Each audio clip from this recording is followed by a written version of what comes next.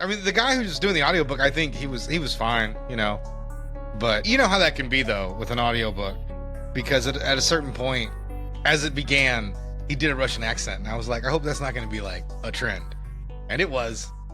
Like Really? Yeah, oh yeah, every Russian character got themselves an accent. Oh damn. Yeah, he went for it. He really went for it, and it was okay. It was okay. I don't really mind an accent sometimes for audiobook, but sometimes you'll hear it like, oh, man, he's really going for that Southern accent.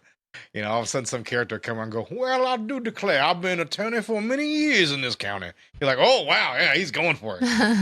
It was kind of like that, which added a little bit of fun to it, but it wasn't my favorite experience. It wasn't my favorite audiobook experience. I have never, ever listened to an audiobook.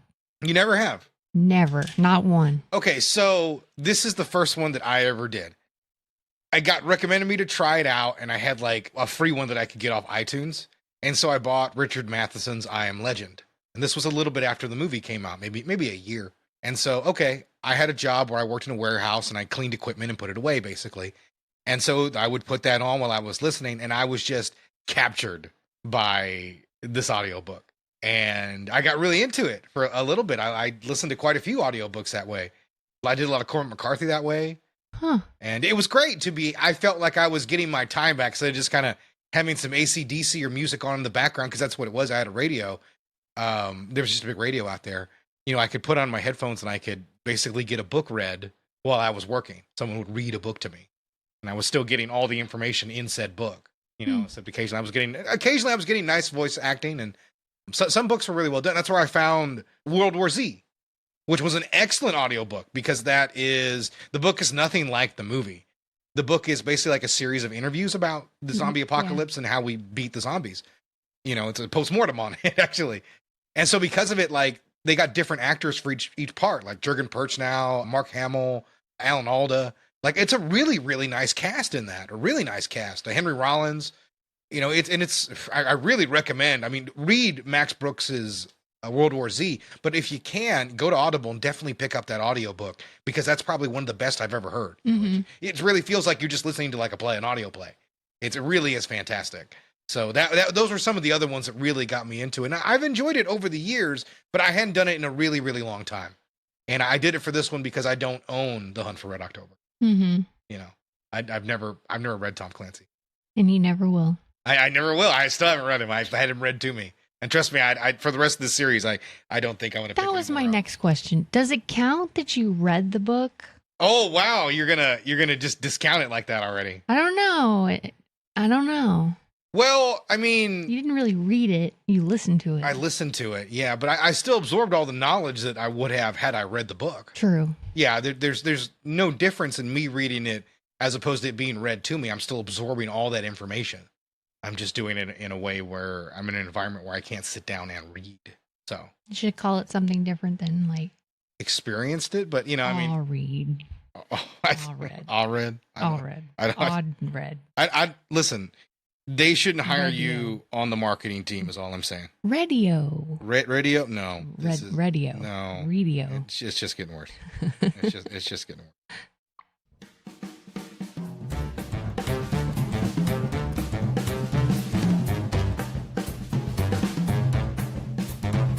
Hello, everybody. I'm Pedro. And I'm Meredith. And this is Gritty Reboot, the grittiest show about reboots there's ever been. Why are you spitting things out right now? What is going on over there? Something got on my mouth. How did that happen? I don't know. It's like hair or something. Wow. All right. We're already off to a bad start on this show. Yeah. I give the intro. I check the recorder, make sure everything's good. I look up and you're like, bleh! Like, I don't know what's going on. So what are we doing this week? Do we have a new series we're doing? We're doing Tom Clancy. We are covering Tom Clancy, yes, but we're talking about Jack Ryan, to be more specific. Yeah. Yeah, we're doing a Jack Ryan series. Yeah, Jack Ryan. So let me ask you, what was your first experience of the character of Jack Ryan? Probably The Hunt for Red October. Back in the day? Oh, yeah, because my mom loves this movie. Yes, this is a notorious dad movie. Mm-hmm. Absolutely a dad movie all the way.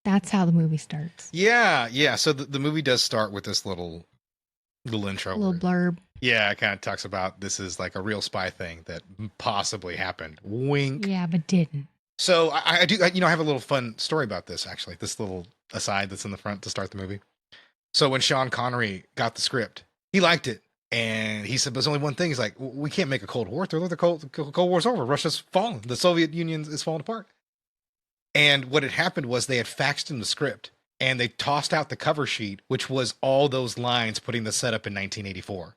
So he had no idea that it was a period piece. When he accepted it, he was like, well, I like the movie, but we can't do this now. It's dumb.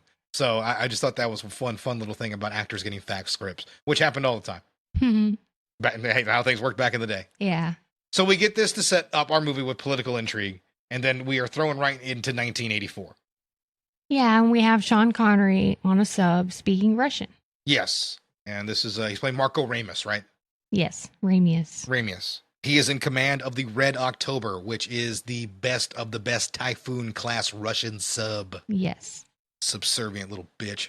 And I actually looked up what all of them mean. Oh, yeah? So I did look up what all of them mean.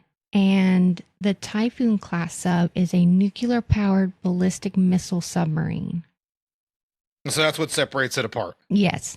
The Los Angeles class, which is the Dallas, is a nuclear-powered fast attack sub, or an SSN. Okay. So I think it can maneuver a little bit faster. Okay. Like the Typhoons are huge. Mhm. So there's that. I like how I let you hang in the wind with that one. But Yeah. All right. Well, I mean, I wanted to know what the difference was because they kept saying it and they had cool names. So I wanted to know what they were. Yeah. Yeah. So that is basically it. Is the Typhoon can carry nuclear weapons. Yeah.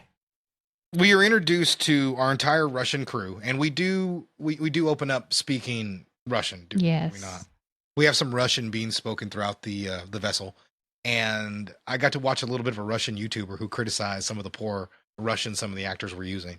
Oh, really? Yeah. She said some of it was accurate, some of it was not, and apparently McTiernan hired Russian immigrants that they just found to play the extras in the background of the set. Oh. So some people would probably have that. Some people might not necessarily be. They might be like Russian-esque immigrants. So somebody from Lithuania might be coming with a weird accent. Mm-hmm. So that might be some of that too. But I just thought that was an interesting little tidbit. Cool. We go to the Russian sub. They are readying for something. What? We don't know. In his office, he goes to meet this guy. Mm-hmm. This guy. Yeah. That's the name. Yeah, I didn't get names. I called people by their actor names in this movie. So he goes and meets with Ivan Putin. Ivan Putin. That's the guy, right? Yeah, that's the guy. And he's basically giving him his orders to do with the sub, right? Yeah, he gives him what they call a key. Yeah. And it's great radio. Okay. I mean, I would have interrupted, but you were like, and then nothing. I just had a Mitch McConnell moment. Clearly. Connery opens a safe with a key. Yeah. The key around his neck and the key around Ivan's neck. Yeah. And that's where they read their orders. Yeah, so he tells him basically what they're going to do with the sub. And you can tell, I like the way Connery plays the scene because you can tell that he's going to have to do something he doesn't want to do. Mm-hmm. And I like that. Yeah, I forget how good of an actor Sean Connery really can be. And he really is good at this scene. Like, there's almost a look of regret when he's like, so that's how it is? Like, yeah, okay. Like, oh, well. So he gets up.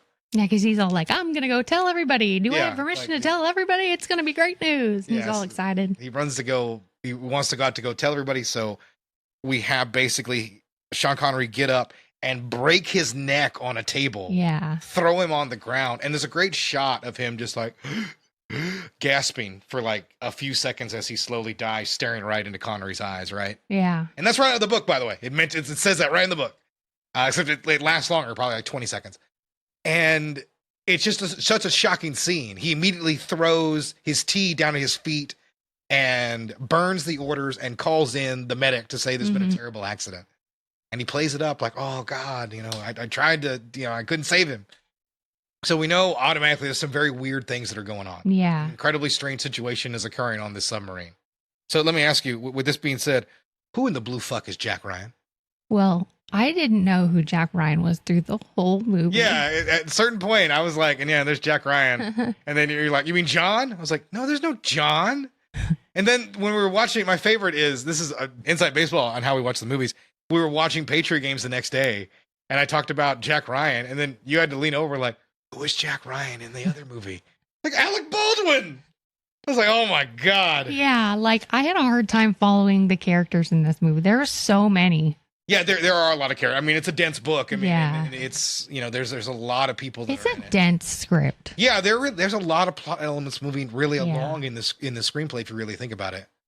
Yeah, absolutely. Because we already get our first element of the other subterfuge that is in this movie. There is a mole inside the ship, right? Mm-hmm. And that's going to be a plot line that occurs throughout the film. We haven't gotten there yet, but the only reason I want to mention is it's not until I listened to the commentary track that I realized that they linger on a shot of the chef. Oh, really? Yeah, he's like in that room for some reason, and they linger on him for just a moment for no reason except for the fact that if you watch the movie, you know why. Huh. But I thought that was interesting. Like McTiernan throws a few breadcrumbs.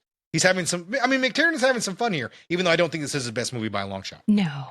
Yeah. I think he does a fantastic job directing things inside a submarine. I was just about to say that. Like, he has a great there's a sense of where direction in the movie where you know where things are. You can tell the difference between each submarine. Yeah, each submarine's color coded. Let's talk about Jan de Bont for a minute. That's a great decision that he made. Yeah, I had that in mind. Yeah, the October is red, going against type, because the Dallas is red. The red October is blue. Blue, yeah. The green is the other Russian ship. Russian sub, and red is for the Dallas. Yeah, and it's not overdone, but any shot, you can tell what submarine you're in. And that's key. Yeah. Because this movie is much clearer. I did mention the book really jumps back and forth between submarine, and character to character very easily. This movie's a little more focused than that, thankfully. And even with that nice little bit of color coding really helps out a ton, to be perfectly honest. So I'm very glad. And shooting in small quarters. And you can lose the direction of the... Yeah, McTiernan's signature camera movement is still alive and well, really, in these He's still tight really spaces. talented. Yeah. He really does show off a lot of his directing skill, and what really is a movie about a lot of people sitting around talking, and some maybe some janky submarine action. Alec Baldwin, we have a shot of Alec Baldwin or Jack Ryan, showing a submaker some pics of a submarine. And then we jump to Tim Curry and his crew coming into kind of a mini investigation, or at least going through protocol on what happens when a dead body occurs. Yeah, this is a nice interaction between Tim Curry and Connery. They play off each other real well. Curry's really good in this, by the way. McTiernan had nothing but great things to say about him on that commentary track. Like every time he shows up, he just had a positive thing to say about Curry. And I do like the line here. I won't forget your notes when I write my report or something like that. I'll try to forget them. And, he kind of threatening him for doing his job and trying to do the right thing. I do like that. There's a bit of an interesting moment between these characters here. I do want to mention one thing we did skip over, the introduction of James Earl Jones. Oh, yeah. Yeah, we did need to... I did completely skip him over. In my notes. We did skip over. We get introduced to Jack Ryan, and he is married to Beverly Crusher. They're going to go on the Enterprise together to discover new worlds. But no, she's playing his wife. He has a daughter as well that we can see. We see he's a family man. We see he's well-read. That's the opening shot. It's like the camera moves all through his office, and we see all these books that he's torn through. So we know a lot about the character visually before we even get to him. And then he goes to the CIA, and he meets James Greer, and that is James Earl Jones. Mm-hmm. And a little bit of an issue back in the day. Apparently, it was a bit of a controversy to hire a black man to be the admiral of the Navy or whatever. Oh, really? Yeah, I didn't realize that till I watched one of the behind-the-scenes things that they were talking about it. So. Oh. James Earl Jones is great here. He does one of the few actors who carries over into the next movies as well, or the next version with Harrison Ford. But I did want to mention that he shows up. He is an important character early on. Tim Curry and his crew kind of believe Connery, but Curry is still a little suspicious about what's going on with the dead guy. Yeah. And then you notice in the movie that they stop speaking Russian. Yeah, there's a nice shot early on in the film that I really like, and it's with Ivan. He's speaking in Russian. The actors are sort of carrying it on, and it zooms into his mouth. And then all of a sudden, one Russian word, the next one comes out English, and then the camera zooms out from his mouth. Mm-hmm. this is a technique that McTiernan ripped off from a French movie that I can't remember. I'll splice in the trailer and me saying what it is right here when I edit. But I like that move. I really do. Some people might think it's a little bit cheesy, but I do like that you have a noticeable way that you say you're transitioning from one language to another. I don't like it. You don't like it? I don't like it at all. I think they either should have committed to one or the other. I can understand that to some extent. To me, I would have just gone with English and just let it go, with that. Yeah, exactly. It doesn't bother me. Like one of my favorite movies is Amadeus, and that's shot entirely. It's a great movie. It's shot entirely in English with American accents. Only characters who aren't German have other accents, which I do think works here. Honestly, I can understand your issue with it, but I do like how it's done because everybody is British on the ship except for Sean Connery's character, and that's fine because Ramius is Lithuanian. So he's not Russian. So his accent would be different. Oh, okay. So that's the way I always looked at it. Everybody else would have a Russian accent, British in this movie. And since he's Lithuanian, his would be Scottish. Very close to British, but not quite, right? Yeah. So that's the way I looked at it. I thought to me that checked out in the logic that the movie has for accents. Very well. Which is strange. I thought about it a little bit. Yeah, apparently. Yeah, I thought about it a little bit. Well, when you do this sort of thing, I just sort of naturally pondered about it. We do have a podcast. I don't know if you noticed. Yeah. Do we? Do we? What are we doing? Do we really have a podcast? Are you? Am I the podcast? Am I? So what happens next? Okay. They stop speaking Russian. Connery makes a big, powerful speech to the officers, and they start singing the Russian anthem. Yeah. These guys were like singing earlier, and they sounded all off key. And now that Connery gives this speech, which is really good, by the way, it's a great speech. Yeah, it's much better than what's in the book. And he gives this impassioned speech, and they all sing eloquently together like a perfect choir. I like it. It's a fun scene. Yeah, but they give their position away, right? They do. Yeah, because they have these things called what are they called on the submarines? The caterpillar drive? Yeah, the caterpillar drive that make them really quiet. Yeah. They're quiet, but the Russians are all singing. So they kind of give their position away. The guys on the Dallas, the Los Angeles class sub is right behind them. And they can hear kind of subtle singing. Yeah. And they're using that to track them. So that kind of breaks down their whole thing of the silent propulsion system. And that's sort of, one of the elements that we missed when we talked about the conversation with James Earl Jones and Jack Ryan is that they talked about those doors on the submarine, which kind of leads into this MacGuffin angle of him having to find Jeffrey Jones and talk to him, 80s icon Jeffrey Jones, and discover that that's what it is, silent propulsion system that uses doesn't use any propellers, and that's how it works, basically. Yeah. It's slow, but you can't ever hear it, unless you're singing. Mm-hmm. Because the Dallas has been tracking them, and they disappear off radar. Mm-hmm. So now we go to a Russian heading into work. He reads something and drops his tea. We have a scene where we have that guy doing that. Yeah.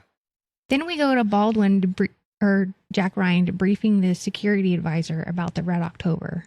So the word is leaked on this, and this is a big scene. This is him and Greer. They are talking with basically all the military brass. Mm-hmm. And Jack Ryan has to give his entire presentation on the submarine, how it works, what he thinks is occurring, what the situation is. And he gives all this to these guys, and they start freaking out pretty much instantly. There's a lot of shouting back and forth. And I really like it because as the sequence goes on, Jack Ryan starts looking at everything he's presented, and he starts hearing all these guys talking, and he thinks of one thing. He asks Greer, what's today's date? And he tells him what the date is, like the 28th or whatever. And he realizes that's the anniversary of Connery's wife's death. Mm-hmm. Now, the book goes into detail on this. The movie just talks about his wife died. In the book, it more than starts, his wife died because of socialism. Their medical system wasn't equipped because they didn't have the right medicine from overseas, and his wife died of an easily curable illness. The local government there wouldn't extend him any favors to get her the medicine she needed. And that's the one reason he is defecting, basically. Oh, okay. The movie doesn't cover this at all, but I just wanted to mention it. That's good to know. That's another element of it right there. Jack Ryan is able to deduce that he is not coming here to launch a nuclear strike in the United States. He's coming to defect. Yeah. And he presents this theory, which just quiets the room, which I love. And he continues with it. And basically, the head of the FBI throws everybody out and says, all right, listen, you are now going to head in there and you're going to see if that's the case. And that's what throws us right into the middle of the second act. Yeah, and then we have the Russians talking about sinking the boat. sinking the sub, the Red October, because everybody's already kind of heard back what the captain's up to, at least the Russian side. Yeah, they've been ordered to sink the Red October. Okay. Meaning they have a rogue captain on their hands. Yeah, yeah. So this is an issue that's going to keep developing throughout the movie. All the officers are arguing and worried about a mutiny. Connery lets them know about, because they're all at dinner. Yeah. All the officers are at dinner. And that lets them know about his plans, and he thinks he has an advantage. And they're all kind of like, no. Yeah, They're not really feeling it. Yeah, no, but he really does try to sell to his officers, his whole idea. Mm-hmm. That he really believes that the United States will be welcoming. Yeah, that he's going to go to live in Montana. And Yeah, I know he's able to sell some of the guys, but not some of them are a little cautious, but he does manage to convince a good amount of them. Mm-hmm. So he does have their respect, but the crew does not know. No. The crew does not know. They've never been told. Yeah, the officers do know. So yeah. The American sub, the Dallas, thinks they might have a way to track the sub. They think the Red October is heading to Iceland.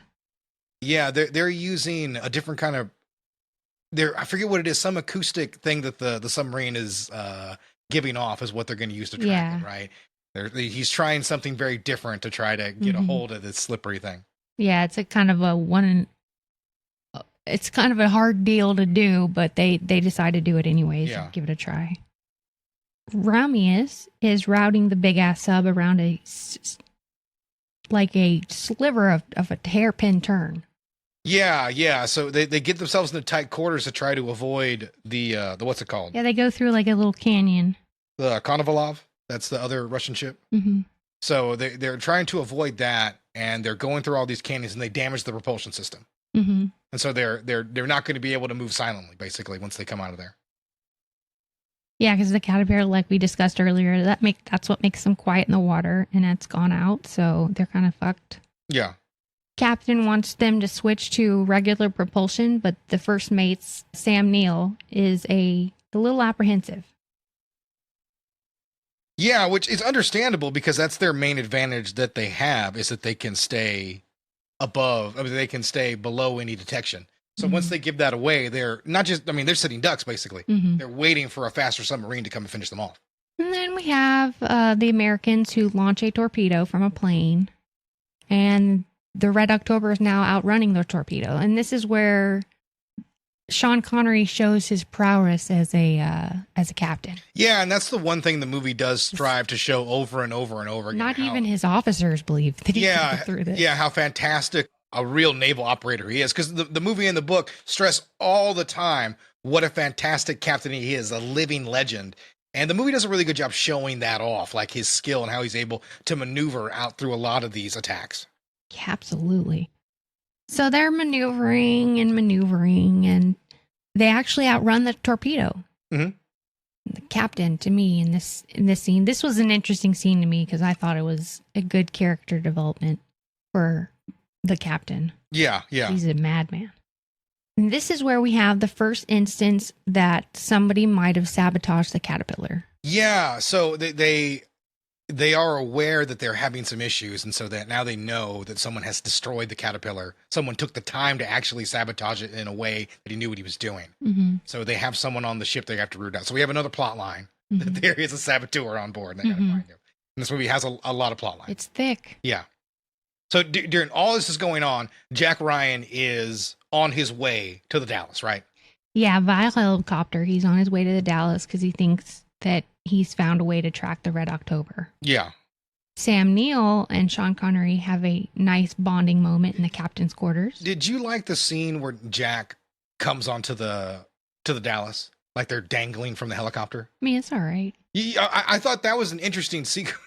I thought that was an interesting scene. I did. I liked him dangling there. There was a cool shot, apparently, where the camera is up in the helicopter and Alec Baldwin's hanging from the rope, and they drop him right into the water. And it's Alec Baldwin. You can see him drop. And it's actually a very cool shot. I like that a lot. And it shows just how goddamn difficult it would be to get somebody onto a submarine. Yeah. Which is the first thing I was thinking as the movie was going on. I was like, how the hell does he get to the submarine? I was like, oh, that's how. Very, very, very, very difficult. Yeah, they'd have to take the submarine up, Yeah. open that hatch, kind of hope that they wing it to get him where he needs to be. Yeah. And they don't. Obviously, they're running out of fuel, so they have to drop him. Yeah. Yeah, or he drops himself, rather. Yeah, he does. He's not going back. He's going to fucking get on that. Yeah, side. no, he's got a mission to do. He thinks he's the only person who can save the day here and stop a disaster. The American sub is still hot on the Russian's tail. Yeah, and basically right now, Ryan is trying to convince Commander Mancuso, who's in charge of the Dallas, Scott Glenn, that he is defecting and they need to communicate with, with Sean Connery. Mm-hmm. And I do like it because you can tell he is very hesitant, but Baldwin plays Jack Ryan as somebody whose job it is to convince people. He doesn't have a lot of patience for people that don't see his way, but he is still good at convincing people that he is the smartest guy in the room. Yeah, he doesn't have a lot of patience for sure. Yeah. Yeah, so they're talking about that, and the other captain of the Dallas is thinking, well, they might bomb the U.S. coast. What about that? Because they're headed towards Iceland, but who's to say that they're not going to bomb the U.S. in some way? Yeah. But, Jack Ryan does a pretty good job of convincing them. Yeah, and that's basically it. Like, there's a line that comes up a little bit later on, and you're willing to bet your life on that? And that's basically where Jack Ryan is. He's like, yeah, I truly believe he's defecting. I 100% believe that. So what do? They get right behind the Red October to make their presence known. Mm-hmm. And because every once in a while there's a maneuver where the captain will turn around to see if anybody's behind him. Yeah. They do that periodically to check. And that's what he was doing. He was turning the submarine around to check. Yeah. And he used the periscope, and there's a great little shot of him just like pulling back. Like, yeah. Oh, shit. Yeah. They're right on me. Yeah. And they're sending messages via the periscope. Yeah. And he sees that, and he is just stunned. Sean Connery does a great job showing, like, son of a bitch, they guessed what I was trying to do. Like, and that's the only thing he was worried about was an American cowboy coming in and shooting him right out of the water. Mm-hmm. Because, just as a hothead trying to make a name for himself when he was trying to defect. So he is a little elated that this is starting to come together. Yeah, like everything's actually working out for him. Yeah, everything's coming up Ramus. Ramius. I said that. Whatever, dude. And somebody sabotages the Red October again. Yeah, the Red October is starting to get into shit shape here. And they are forced to evacuate because a bunch of nuclear whatever is leaking into the sub. So this is a fantastic excuse to get the entire crew out of the boat. Yeah. Out of the submarine and onto the top.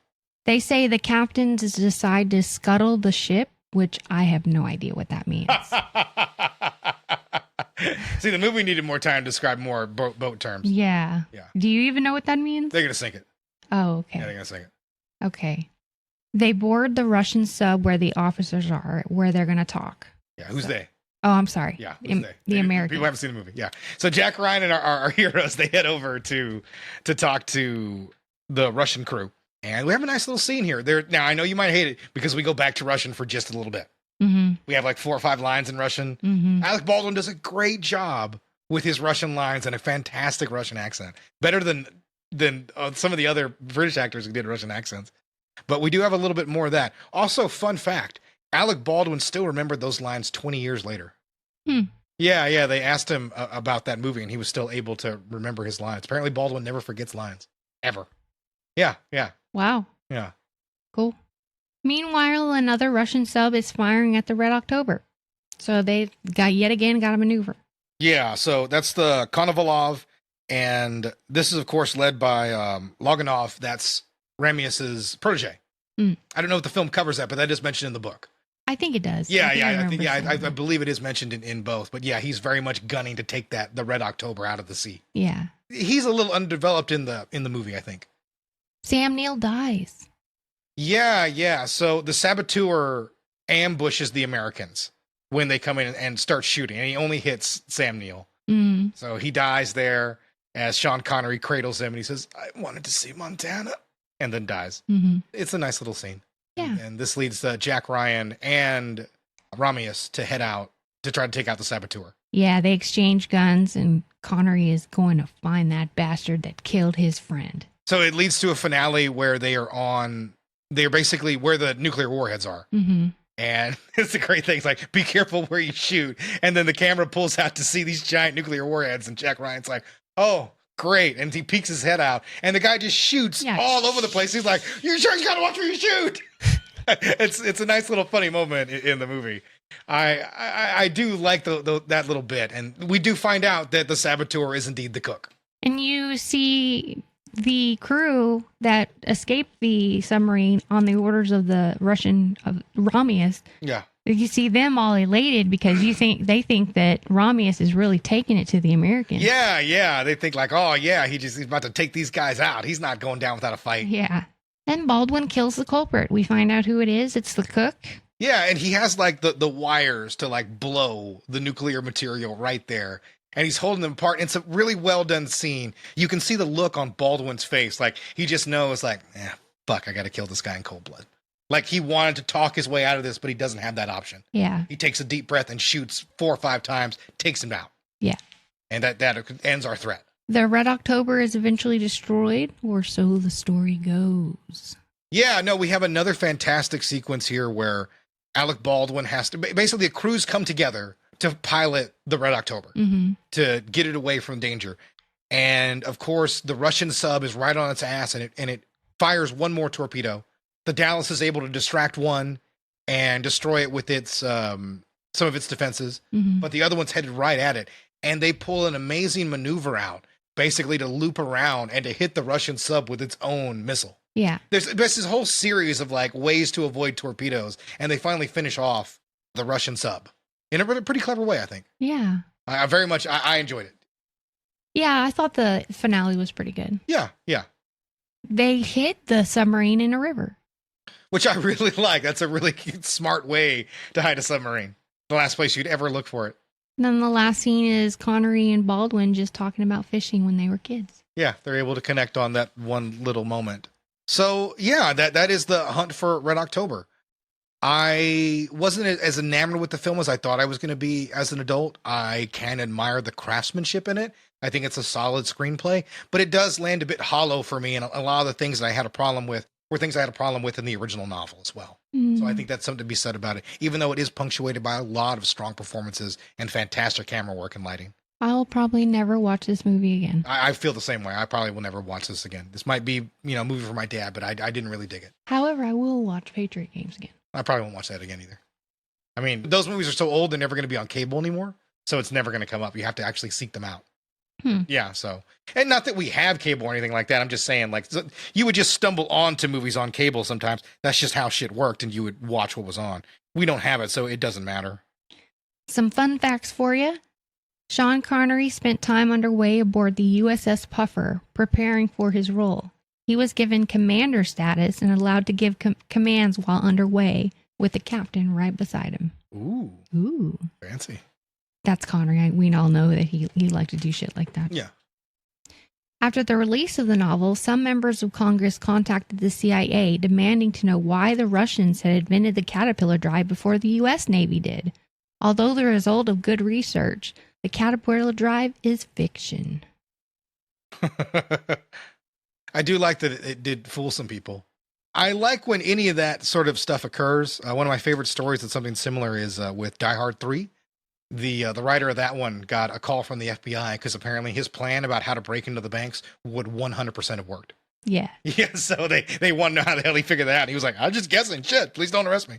So Connery's notoriously had issues with every director he's ever worked with. What? Yeah. And McTiernan he's not put outside of that whole thing. Yeah. Now, I do want to mention, I listened to the commentary track, and he was incredibly complimentary of Sean Connery the entire time. He was professional. Yes, professional and a class act. So even though he is in movie jail. $20,000 was spent on Sean Connery's toupee due to reshoots after he tried to pass off a ponytail-style haircut on the first day of shooting. Several years later, McTiernan, in an interview with Sight and Sound magazine, it said that he was fucking livid with Connery. He tried to go over his head due to his clout with the studio. It seemed Connery was going to get his way until the second day shoots when the DP started laughing, remarking Connery's ponytail looked like a limp swinging dick. This soon became a meme among the crew. Connery was so upset at the mockery, he relented. Yeah, this was the first time he'd worn a toupee in some time, and that's a very cool story. That's the kind of things I wish I'd have gotten in the boring commentary track I listened to. Yeah. Instead of just, McTiernan saying it was hot that day. But there was a lot of animosity on set, and that's, like I said, not a surprise. We were talking about The League of Extraordinary Gentlemen earlier, where Sean Connery drove that director insane and drove him away from the business. They both never made a movie again, even though Michael Bay and him apparently got along. So take that as you will. So, what do I know? It's whatever. Either way, it doesn't appear to affect the final product. Connery gives a very nice performance, and like I said, the movie is well directed. Yeah. So, yeah, be that as it may, like I said, I don't really give the movie a recommendation. Like I said, I think it's well made, but I think there's other spy thrillers you could watch and probably get a little bit more enjoyment out of. That may be sacrilege for a lot of people to hear me say, and maybe Jack Ryan's just not going to be for me. Maybe this might be the one thing where we're just like, whatever. But, I mean, we clearly, like I said, we watched the film. I did a real deep dive into it, and it just rang a little hollow for me at the end of the day. Yeah. I was bored by it. Yeah, I would say if we're going to give a numerical score, 5. I give it a 6. 6, okay. Yeah, because I like McTiernan. There was a lot to do in this movie. He does the best that he could do with it, so I don't hate the man. All right, you ready for the reviews? Yeah, let's get to the reviews. All right, The Hunt for Red October, 4.6 user review, 88% on Rotten Tomatoes, and a 7.5 IMDb score. And then I have a 1-star review for you called Totally Implausible. Totally implausible. Lay it on me. I can't believe that there is only one negative comment for this film. Anyone with a deeper knowledge of the subject will point out to you that the movie is greatly flawed and at times hilarious at its portrayal of Russians. For example, singing the Soviet national anthem on a sub is pure Hollywood. The political officer is not the second in command. The crew would not be so quick to cooperate with the captain. Plus, if you knew some real history, you'd know that something like this happened in 1975 only with a ship and the captain wound up being shot by a firing squad. The guy wishing to live in Montana is simply ridiculous. Next, we get the numerous technical problems, like there is no way a sub could do a turn in several seconds. Have you any idea how big these things are? It would take several seconds just to start its propellers rolling. I won't even get into the caterpillar drive's ridiculousness. Let's just say that even if it did exist, it would not be any quieter than the propeller. Finally, for a movie that seems to aim for accuracy, the Russian pronunciation are simply horrible. Yeah, apparently so. I know it might not matter much to most of you, but they should have at least tried to make it believable. This could go on forever, but I'll spare you. If you want a good, believable sub-movie, watch Das Boot. Yeah, no, you should watch Das Boot. That's a great movie. Das Boot's my favorite submarine movie of all time. That guy really didn't like the movie and got really bogged down in a bunch of details. And it sounded like Tom Clancy went into a lot of detail to explain. You read the book. The caterpillar drive. Yeah. And why that would work. Apparently it's about the heat that the propeller makes. And that makes the bubble, and it makes a lot of noise you could easily track. Caterpillar system would not do that. So while it would make noise, it's not necessarily something a submarine can track. Because they're only designed to do certain things. They're actually not very good at tracking things while they're moving, so they have to be stopped and waiting to try to catch it. So these are the advantages I got from going through Tom Clancy's very long explanations of the tech. I'm sorry you had to read that. So there you go. Hey, it is what it is. Apparently I didn't even read it. You listened to it. It doesn't even count. It doesn't even count. Well, with that being said, we have ourselves a good show. And, next week we're going to tackle he was alive. In 1990, Roger Ebert was alive and well. And, of course, he reviewed this movie. Did he like it?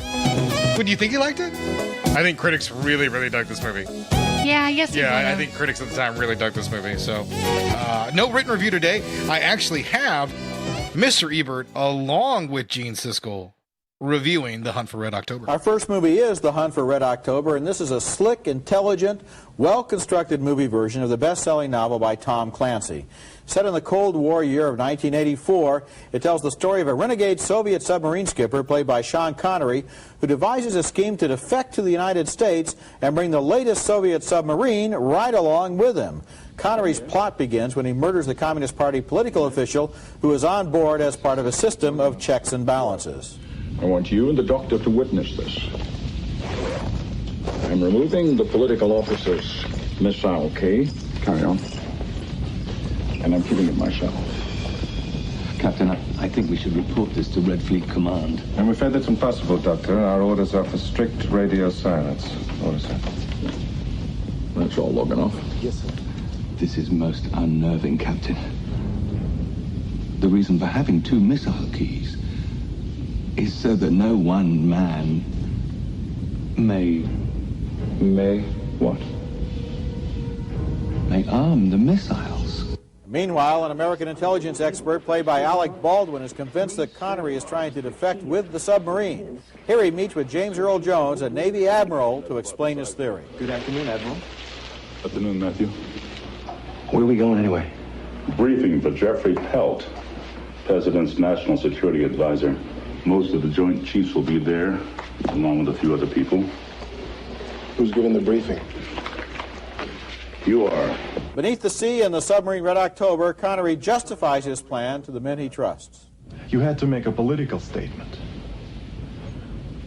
Or was it something deeper, Captain? Something that made you unable to simply slip away? Was it ego, Captain? We each have our reasons, Victor. Huh? My own began the day I was handed the blueprints for this ship. A ship which had but one use. Desperate to prove his point, Baldwin, the American intelligence man, has himself flown to a rendezvous with an American sub that's near the Red October. Okay, out you go. And then he tries to convince the American sub skipper, played by Scott Glenn, not to attack Red October. The Russians will stop at nothing to prevent Ramius from defecting. They are desperate. They've invented this story that he's crazy because they need our help to sink him before he can safely contact us. Weapons control, I want full safeties. We're so close. I want those fish coming back at us. Full safety, aye, sir. Captain, I know this man. In movies like this, where you have a lot of different cast members, a little typecasting helps out a lot.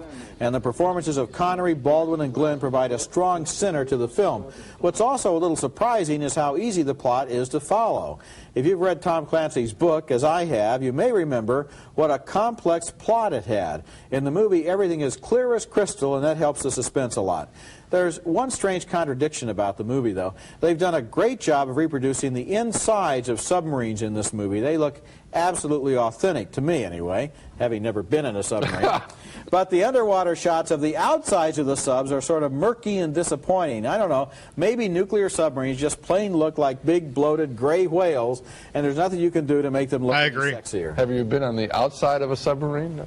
Actually, down at the Museum of Science and Industry, but that was a German U-2 boat from World War II, so I'm not exactly up to date. I think they probably got both parts right. I think that the insides of the submarine, all that stuff, this is a good how-to movie. I think we learn how people operate on a submarine. At the same time, I think that what's interesting is we also learn how the intelligence community works, particularly in the United States. There's a great political meeting with all the admirals, the Joint Chiefs, and a political operative for the president, and it's very well done. And we think we're on the inside, which is the appeal, I understand, of Clancy's books. The other thing that I think is really distinctive about the film is the performance by Alec Baldwin. This is sort of a star-making role. He is not a superhero. He doesn't play it that way. He plays it as a guy who's simply very, very smart and careful and methodical, and he isn't boring while doing that. And I thought that was really the strength of the film. It was good casting, and it was interesting for that particular role that it was a relatively new face. We've seen him before, but a lot of people don't know who he is. Yes, in other words, if it were a familiar face, for example, if you put Connery in that role, you'd say, well, there's not going to be any problem here, because he'll obviously solve what needs to be solved. So it has this in common with the book. It's a smart thriller. In other words, it congratulates you for being smart enough to be able to figure out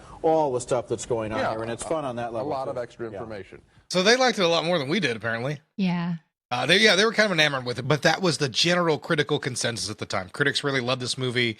Made like $200 million, which is a ton of money back then. It's a man film. Yeah, it's very much so. A man's movie. A man.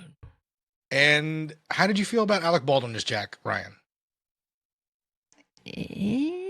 I think he's really good here, but Ford is better. Well, the thing about this, Jack Ryan he is a protagonist. He's not necessarily the protagonist of the movie.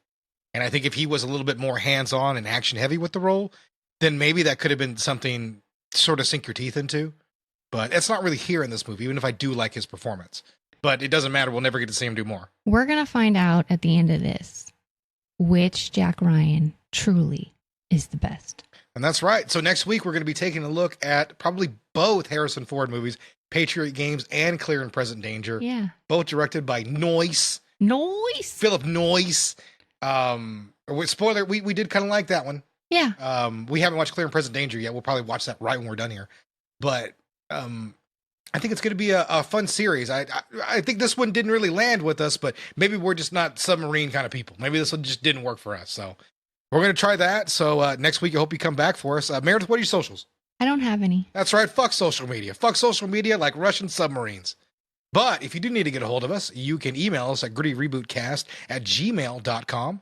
That's the easy way to get a hold of us. But the quickest way would be to simply look for Gritty Reboot at Instagram and at TikTok, and we'll answer any question you might have there. So, okay. All right, guys. Well, that's it. We will see you next week for part 2 of the Jack Ryan installment. All right. Bye, guys. See ya.